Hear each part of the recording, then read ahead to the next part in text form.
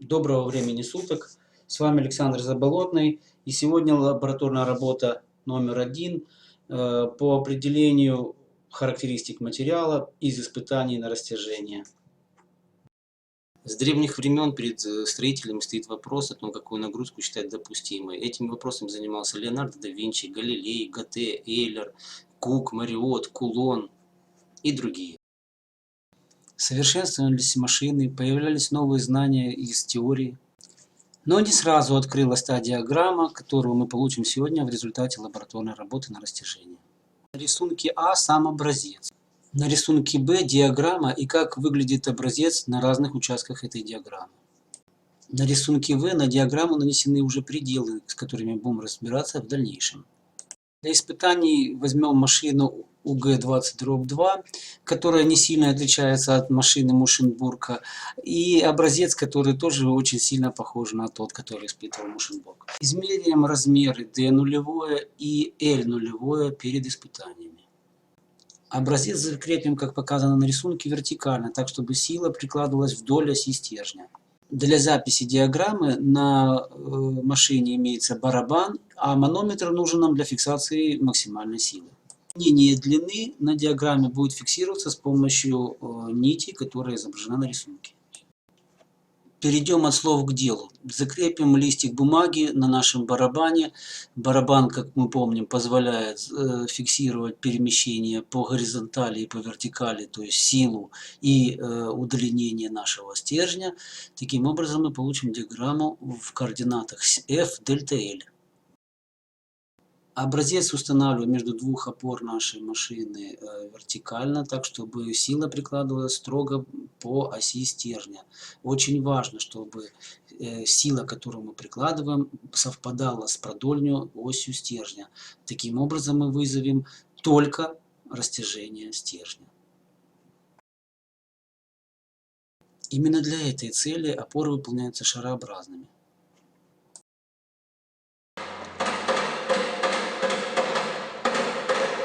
Образец стоит между двух опор, верхней и нижней, как указано на видео. И теперь выбираются лишние зазоры, чтобы начать диаграмму с нуля. На диаграмме сейчас начнутся изменения, и после того, как выберутся оставшиеся зазоры, и мы начнем наблюдать, что же происходит в процессе. Я не старался добиться в данном случае синхронизации между видео, которое расположено по центру, и видео на барабане, которое в левом углу. Здесь отображен просто процесс отрисовки самой диаграммы, а уж дальше, что было на ней получено и какие мы пределы на ней отмечаем, мы будем рассматривать уже все-таки на теоретической диаграмме, которую рассмотрим в дальнейшем. Сейчас же на образце начинает образовываться шейка, то есть мы переходим за предел прочности, временное сопротивление, и вот можно посерединке наблюдать сейчас вот начало утоншения. Вот тонкая и разрыв.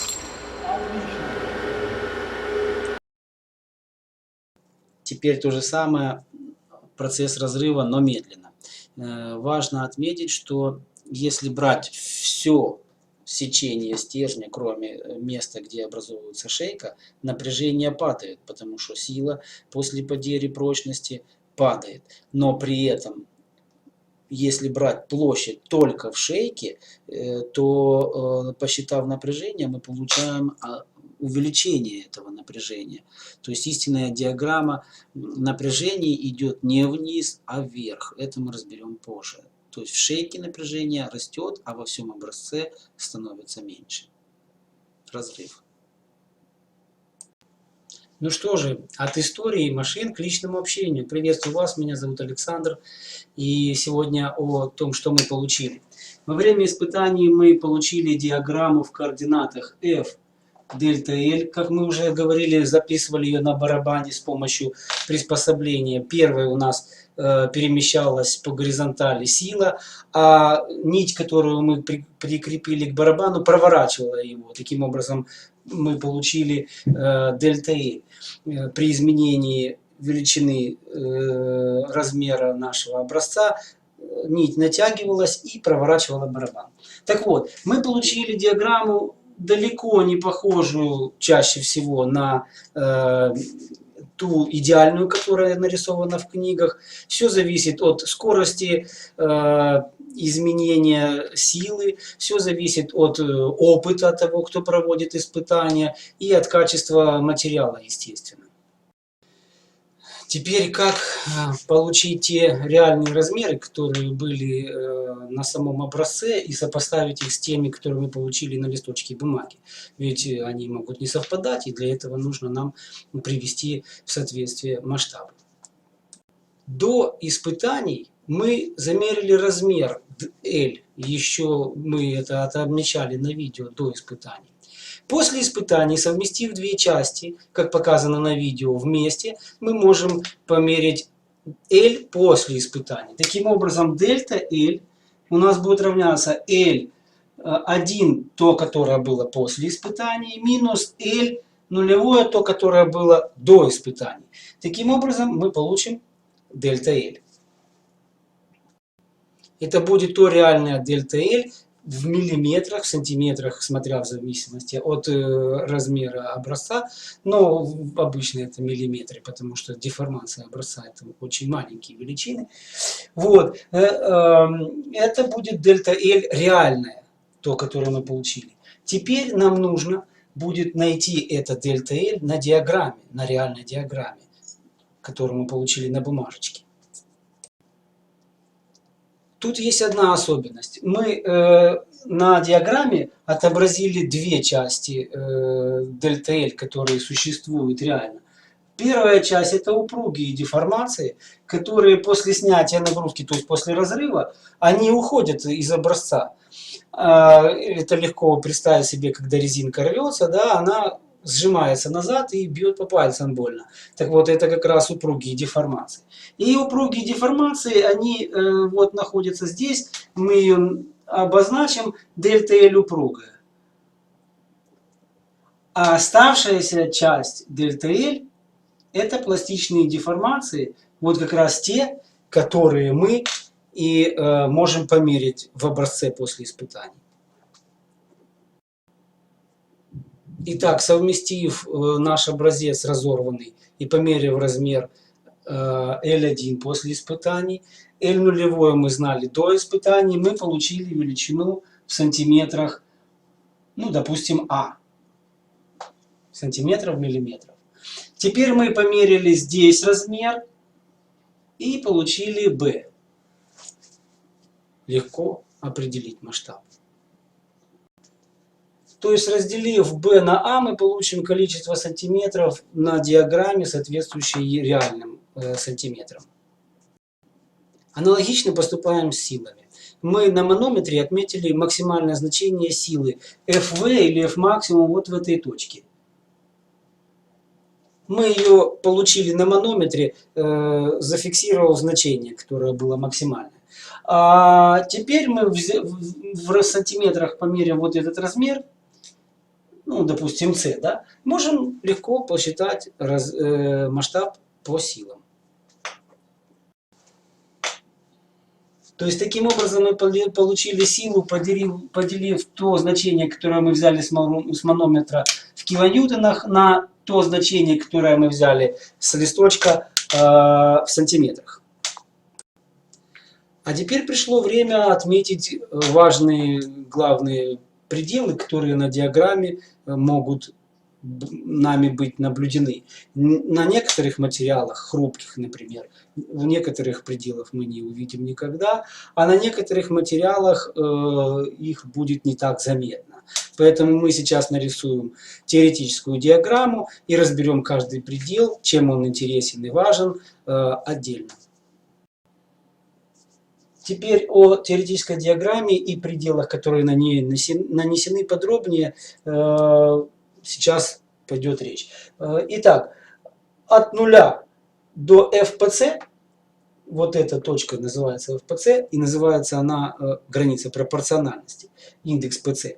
До этой точки соблюдается закон Гука. Между дельта L и F линейная зависимость. Закон Гука – линейная зависимость между F и дельта L. Между силой и удлинением. Упрощенно этот закон записывается вот так. F умножить на L – длина образца, E – модуль упругости образца, А – площадь.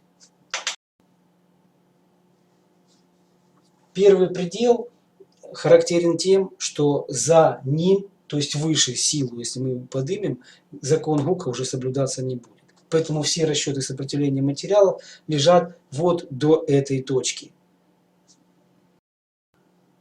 То есть вот выше этой силы мы не прикладываем усилия к стержням и другим нашим конструкциям, элементам конструкции.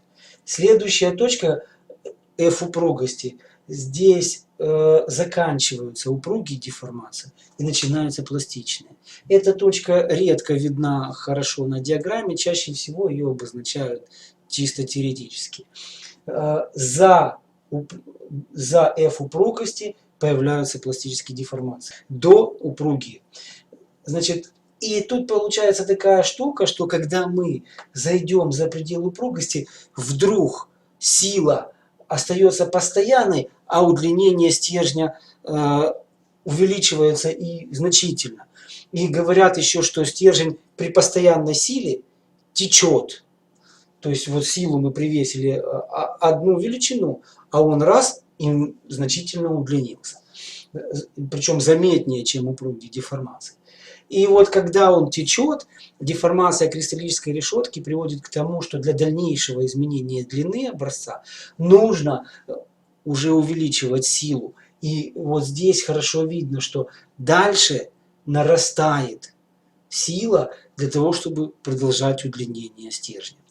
И вот что характерно на вот этой линии, она называется линия упрочнения, что если мы в любой точке на этой линии произведем разгрузку, то, во-первых, она пойдет под тем же углом, как модуль упругости обозначен, а во-вторых, повторное нагружение этого образца приведет к тому, что линейные будут здесь зависимости, и граница пропорциональности станет выше. То есть образец увеличил свою прочность, граница пропорциональности стала выше. И это явление называется наклепом. Но если мы пойдем дальше и не будем разгружать и нагружать, то мы увидим, что в следующей точке мы получили максимальное значение силы. За этой силой начала образовываться шейка, образец стал становиться тоньше, и для дальнейшего его растяжения нужно уже прикладывать меньшую силу. И поэтому сила падает, образец дальше растягивается, шейка становится тоньше и тоньше и тоньше, как мы это видели на видео. И в конце концов это приводит к разрыву. Вот. И теперь поговорим о том, что же произошло во время разрыва.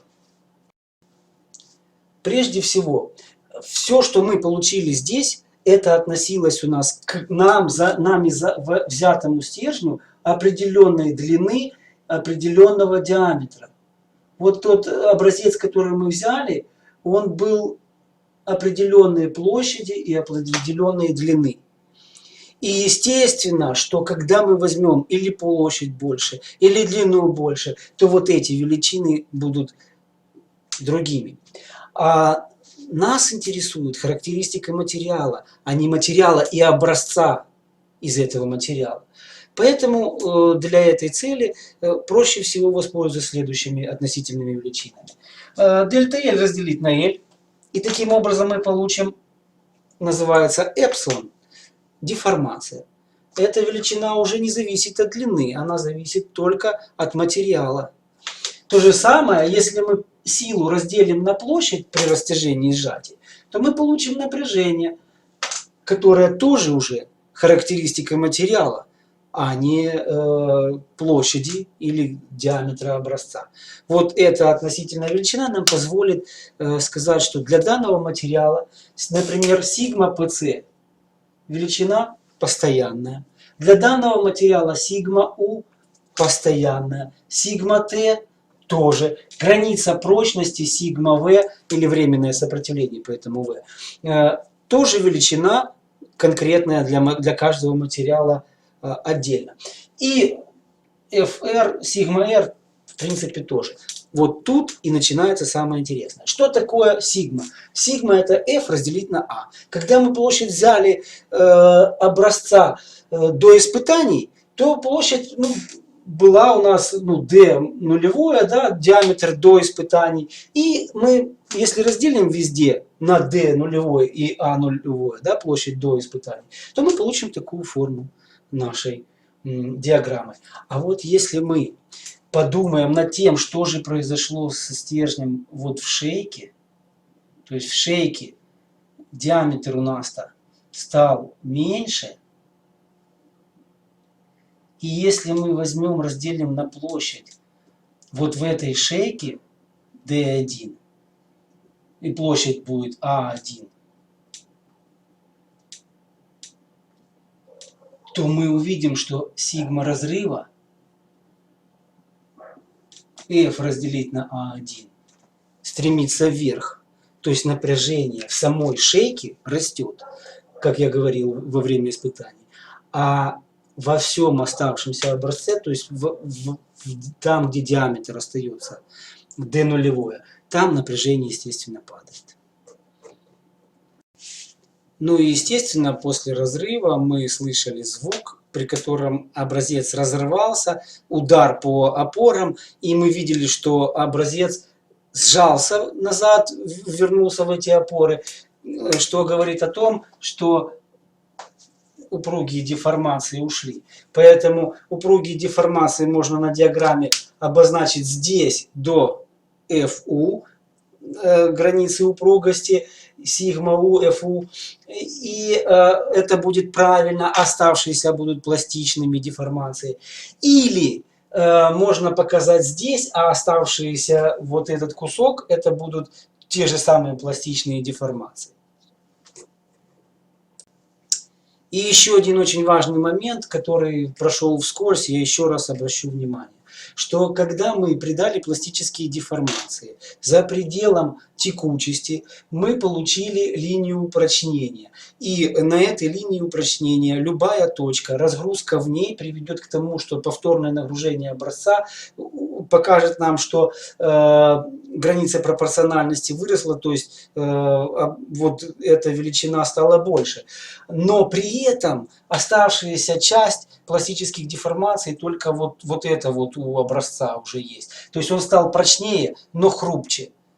Это важный такой момент. Поэтому очень много конструкций используют механически упрочненные элементы.